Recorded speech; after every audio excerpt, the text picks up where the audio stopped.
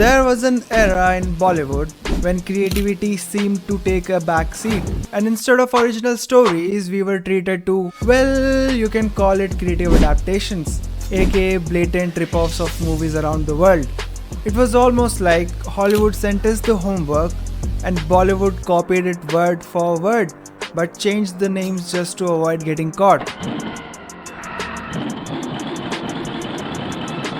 एक गांड पे रैप्टा मारा ना सड़क पे हकता फिरेगा. And let's be real, back then in India, the internet wasn't as cheap and accessible as it is today. So if you hadn't seen the original movies, you might have actually thought, damn, this plot is revolutionary. But no, it was just Revolutionary Road, but with dance numbers and dramatic slow motion stares. You can almost imagine filmmakers sitting in a dim room with a pirated DVD saying, yeah, let's remake this, but add a love triangle and a fucking item song where we objectify women and dance in their weddings for no reason. Then came 2016 and Jio happened. Suddenly millions of Indians were connected to the internet faster than you can say the word buffering. It was like the whole country got handed the keys to the digital kingdom. And you know what that meant? People took things into their own hands. No, not that. But everyone and their neighbor's cat could now upload content on the internet. Bollywood didn't know what hit them. With this newfound power of unlimited data, people started watching. Come on guys, people actually started watching foreign content and then looking back at Bollywood with a raised eyebrow like, wait a minute, is this plot just Fast and Furious but with more melodrama and less physics? And so the takedown began. The audience started calling out those brainless movies where logic took a backseat, and suddenly there was pressure on Bollywood to create something original? While movies like Inception and Avengers was incorporating mind-blowing VFX that made you question reality, Bollywood was still here like, nah, let's make our superheroes fly. On wires that you can totally see. Flying jet, anyone? And speaking of the title of this video, one of the creators, Shwetab Gangwar, dropped a video titled Why Bollywood is Garbage. A video so savage in my opinion, it could have been a roast. And honestly, the title of this video is inspired by that. Why Indian games are garbage. Because, believe me, the parallels are uncanny. But don't worry, we are going to dig into this and figure out exactly where things went wrong.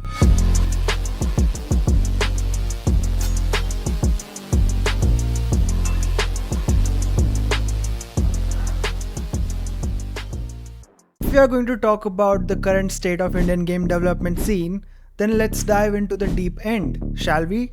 By now, most of you have probably heard of titles like Mumbai Gullies from Game Studios, Indus from Super Gaming, and a handful of other trying to make their mark. Sounds promising, right? I mean, these names are screaming ambition. But why did I choose to bring up these particular titles? Because, my dear viewer, these are the poster children of what's both exciting and downright frustrating about Indian game development. These games and the mentality behind them are precisely why the Indian game development scene isn't living up to its potential. The thing is, these games aren't just games, they are symptoms of a larger problem. It's like Indian studios are caught in this loop of wanting to create something grand, but forgetting that making a great game involves more than just slapping together some cool but copied ideas and calling it a day.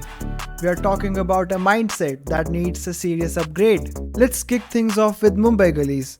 What is it, you ask? Well, let me put it this way. If GTA and Mumbai had a child, but that child was raised on a shoestring budget and grew up making questionable life choices, you'd get Mumbai Gullies. What is it trying to be? Oh, it's trying real hard to be the Indian GTA, but with a lot less polish and a lot more life hacks. In short, it's a cheap knockoff of GTA. This game takes everything you love about GTA, strips it down to its most basic bare bones form, and then throws in some bizarre quirks that make you question if the devs were trying to be creative or just ran out of ideas. I think we all know that Mumbai Gullies is a dream project of Game Studios CEO Nikhil Malankar. Which is fine. I mean, I'm very open-minded about all these things. मैं जो feedback है उसको काफी seriously लेता हूँ. बकचोदी मत कर लौड़े. And you know what?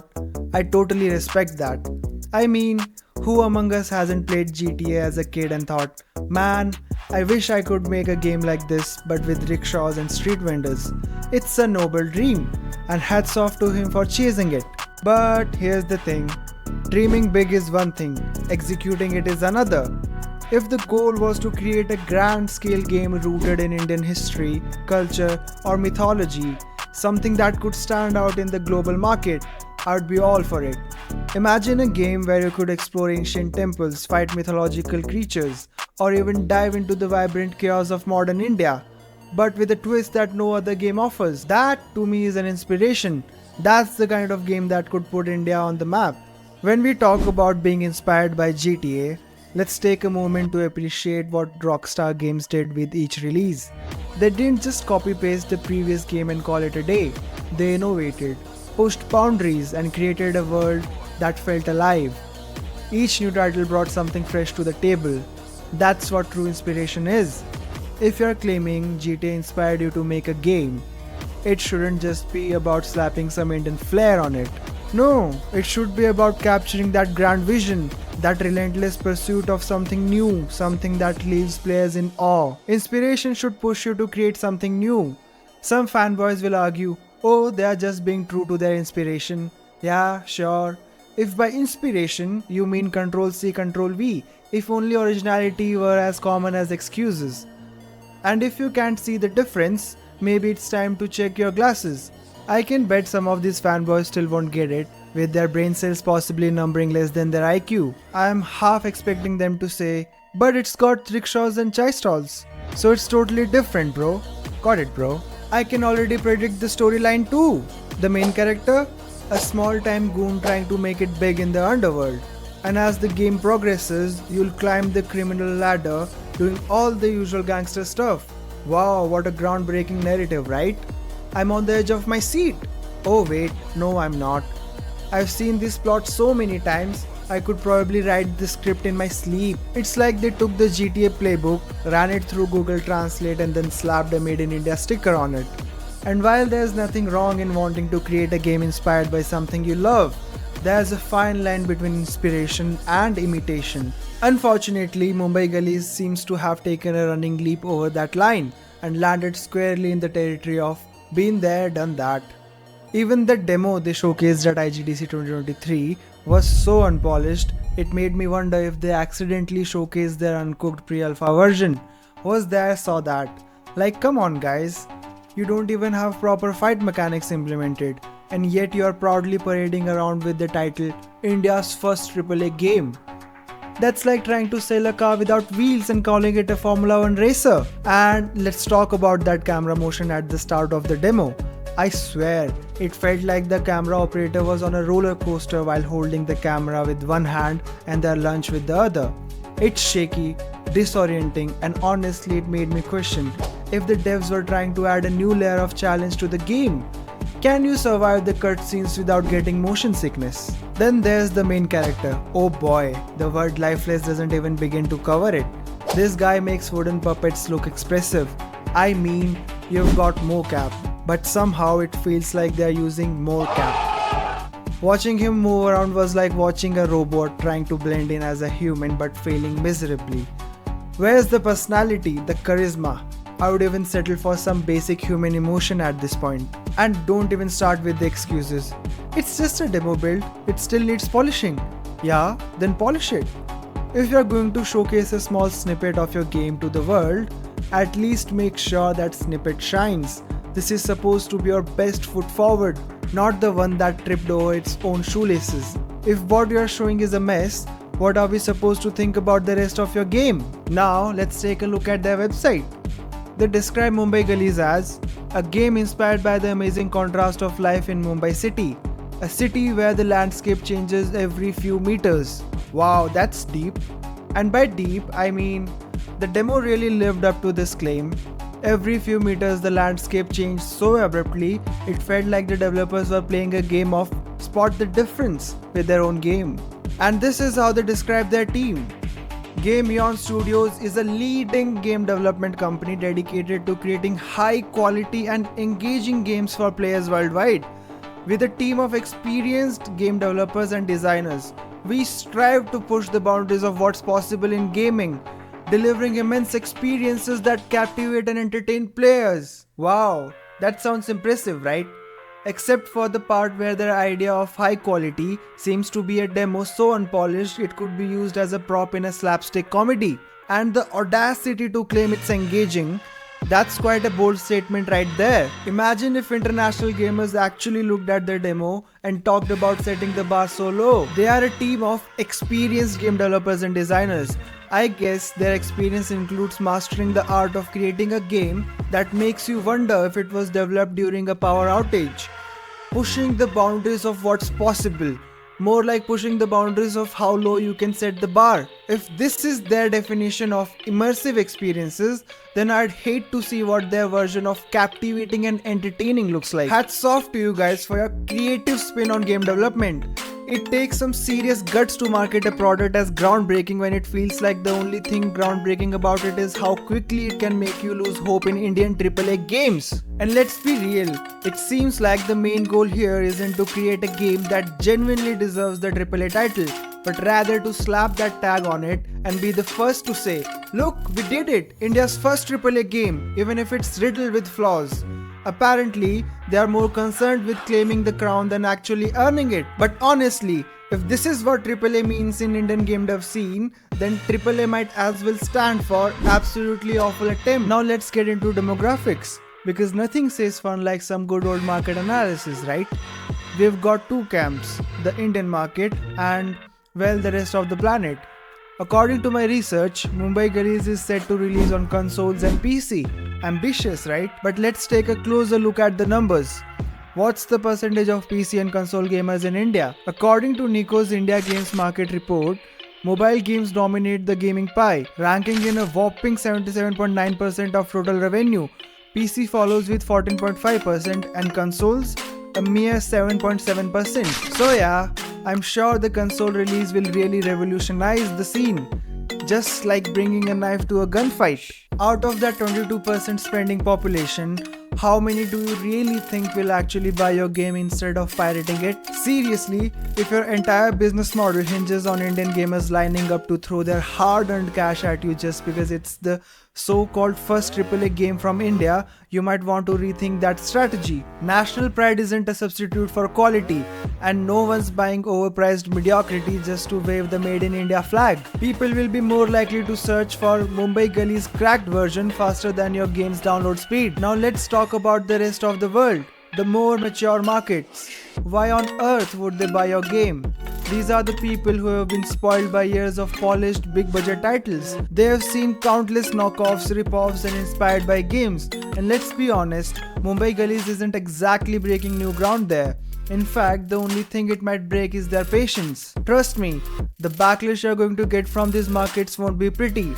They are used to high standards, and if you show up with something that looks like a GTA clone in a kurta, they are not going to be impressed. Instead, you will be the punchline of every gaming forum and YouTube review. The memes alone will be brutal. Here's a wild thought. Instead of going all in on trying to make a AAA game, why not embrace being an indie studio that creates unique and creative games? There are countless examples of indie studios making waves with their originality, even here in India. Take In My Shadows for example. Ever heard of it? It's a brilliant little game developed by a single developer in India. The creativity in that game didn't just impress Indian gamers, it caught the attention of international audiences too. It's fine. Actually, it's smart to start small and focus on making a few damn good games before diving headfirst into a big budget project. One step at a time, right? Instead of trying to be the next GTA, why not be the first something that no one's ever seen before?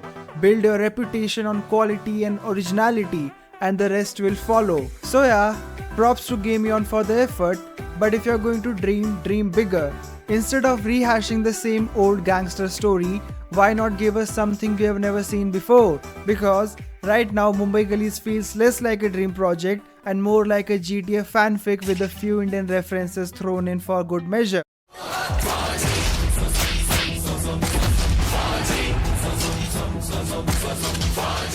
Let's dive into the Fau-g fiasco. During the pandemic, when PUBG got banned in India, Encore Games decided it was their moment to shine and launched Fau-g. If you could feel the desperation to capitalize on the hype, you wouldn't be alone. The initial demo from 3-4 years ago looked like a sandbox boxing simulator on a really bad day. Fast forward, and now we have got a game that's trying to be the mobile version of Counter-Strike with a touch of Indian Army costume party. Now they've rebranded it as Fau-g Domination, because nothing says innovation like taking a famous title, sprinkling some army gear on it and calling it a day. It's like they figured, why not dress up a tired old concept with some local flavor and hope nobody notices? The result? A game that's as original as a rerun of your least favorite soap opera. The gameplay? Oh, it's a treat. If you enjoy watching a game evolve from underwhelming to frustratingly underwhelming but with more camo. The graphics are about as engaging as watching paint dry, and mechanics are so stiff they might as well come with a handle with care label. Fau-g Domination is the poster child for how to take a well-worn concept and make it feel like a 3-year-old leftover. It's a classic example of how studios sometimes think that adding a local twist to an old idea is the same as innovation. So hats off to Encore Games for setting the bar so low that you'd need a shovel to find it. When it comes to pushing the boundaries, they have definitely pushed them straight into the realm of why bro. But wait, it gets better. Game Yawn Studios decided to join the trend with their own title, Sub-G. Yes, you heard that right, Sub-G. Because if you're going to revolutionize Indian gaming, why not do it with titles that sound like they were brainstormed during a lunch break? Bravo to these studios for showing us just how creative they can be with their trend-hopping and uninspired names. It's exactly the kind of innovation we have come to expect from the so-called revolutionaries in Indian gaming. Now let's talk about Indus from Super Gaming.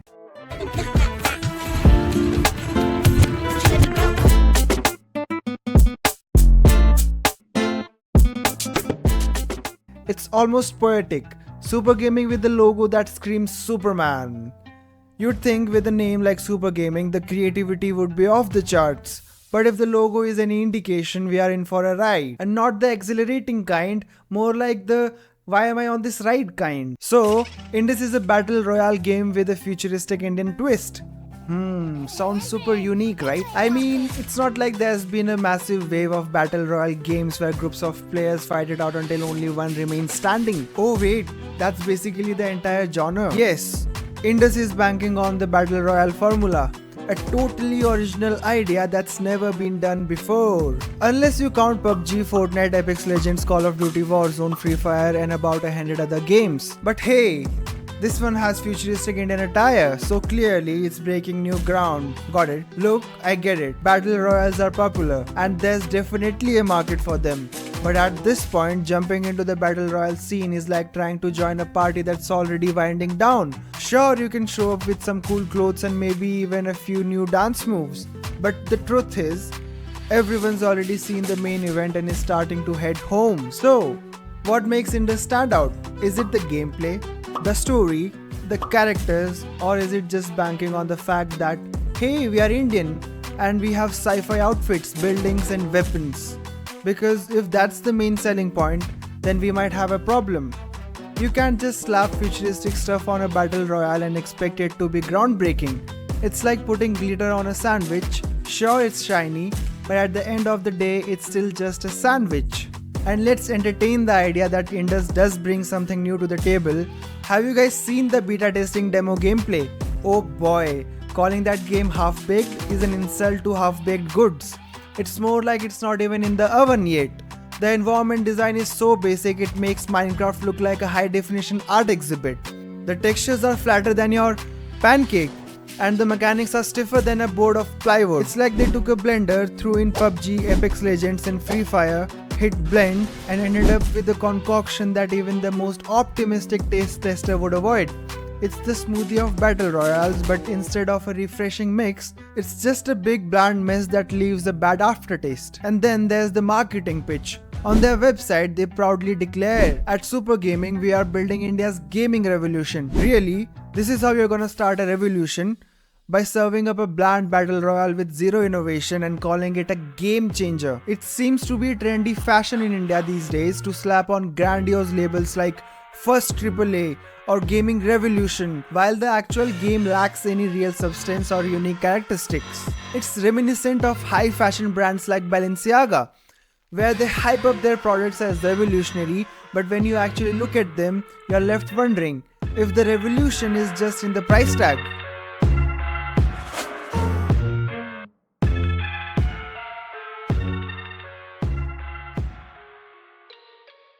Before we dive into the solution, let's pause for a moment and talk about Mayhem Studios. Their magnum opus? It's called Underworld Gang Wars. Now just let that name sink in. Underworld Gang Wars. What is it about, you ask? Well, according to their website, it's rooted in India, built for gangsters. Because clearly, when originality fails, gangster cliches are always there to pick up the slack. I mean, who needs fresh ideas when you can just copy-paste every gangster trope we have seen since the dawn of cinema? Apparently, this AAA battle royale is set in the fictional land of Dhantara, drawing inspiration from iconic Indian locations like Fort Gram and Mandi. And let's not forget the iconic Indian weapons like the hammer and katta, because nothing screams cutting-edge gameplay like pretending to be Bob the Builder with a katta in hand, right? 2 factions, 2 leaders, 1 winner. Who will emerge victorious? Spoiler alert, probably the guy who can cringe the least. Seriously, I am so mad while recording this that I'm almost impressed. How in the world are these studios even getting funded? Do investors really think this is the next big thing? Really? And then there's the cherry on top. AAA Battle Royale made in India. Wow, they really slapped that AAA tag on there like it's some magic sticker that will turn their half-baked idea into gold. But here's the burning question. What are they doing that's fundamentally different? What are they bringing to the table that hasn't been reheated and served 1,000 times before? The answer, probably nothing. The only thing we as gamers can do is to not support studios that are stuck in the endless loop of zero creativity. Seriously, it's time to vote with our wallets. Or, in this case, just keep them shut.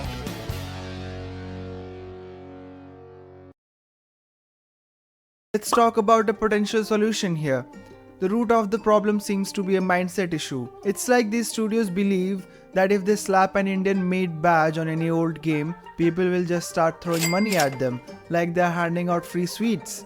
Their primary focus appears to be on how to rake in cash rather than actually developing a great product. And let me tell you, when your first priority is to make a quick buck rather than to create something genuinely impressive, you're setting yourself up for a spectacular flop. Take a look at Ubisoft as a classic example.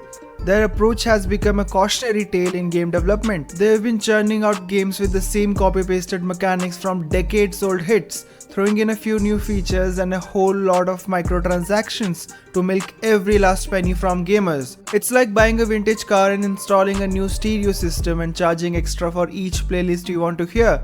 It's not innovation, it's exploitation. And that's exactly what happens when studios prioritize profit over quality. They end up with products that are uninspired, mediocre, and more interested in squeezing cash from players than offering them a unique and enjoyable experience. If you're in the game development business just to make a quick buck, you're missing the point. Games are supposed to be about creativity, passion, and innovation, not just the next big cash grab. Now I can already hear the fanboys gearing up with their defense mechanisms. You know the type, they'll come in the comment sections like, game development is tough, you wouldn't understand. Or, who are you to dictate what Indian games should look like? Let's tackle these arguments head on. First off, yes, game development is tough. It's no walk in the park. It's more like a marathon in a minefield. But guess what? That's no excuse for delivering a subpar game. You're charging money for your product. This isn't a charity event where we should pat on your back for trying. If you're asking us to pay for your game, then it better be worth it. We are not buying a ticket to your effort. We are investing in an experience. And if that experience is less epic adventure and more disappointing detour, then we have every right to call it out. And as for who you are question, well, I'm an Indian gamer who's played a lot of games developed by non-Indian studios and wondered, can we ever reach that level of quality and creativity? I'm among the ones who shell out their hard-earned cash for games. When what we get is just a carbon copy of a hit title with a fresh coat of paint, it's disappointing. It's like ordering a gourmet meal and getting a reheated frozen dinner instead. When these studios claim they are going to represent India globally with their so-called AAA titles and gaming revolutions, it's heartbreaking to see that our immense talent and creativity are being overlooked for the sake of a quick cash grab. The real tragedy is that India has so much potential, but instead of showcasing unique, innovative games, we are being served up reheated leftovers with a side of empty promises. And let's not even get started with the whole budget excuse. Ever heard of Red Barrels? They developed Outlast with just a team of 10 to 15 developers and a budget of about 1.2 million Canadian dollars. And guess what? They managed to create a critically acclaimed game that had gamers jumping out of their seats. They didn't have the luxury of a blockbuster budget, but they poured creativity and innovation into their work. Now let's compare that to what Super Gaming is doing.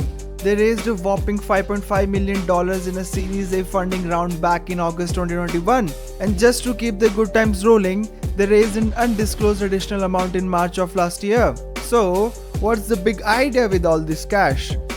Are they developing the next big gaming revolution? Nope, they seem to be using this hefty funding to serve up, well, let's just say it's not exactly gourmet fare. Instead of delivering a game that's worth the hype and investment, it feels like they are making the equivalent of a high-budget movie with a script that's still in the first draft, like Adipurush. With all that funding, you'd expect a game that's not just polished but shines.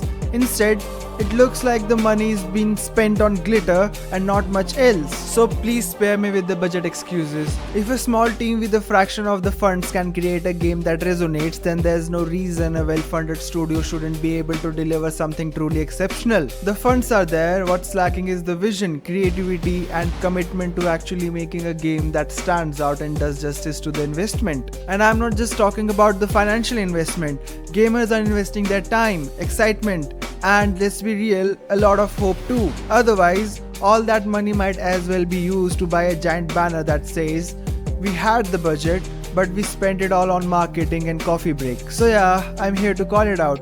I'm here to say that we deserve better.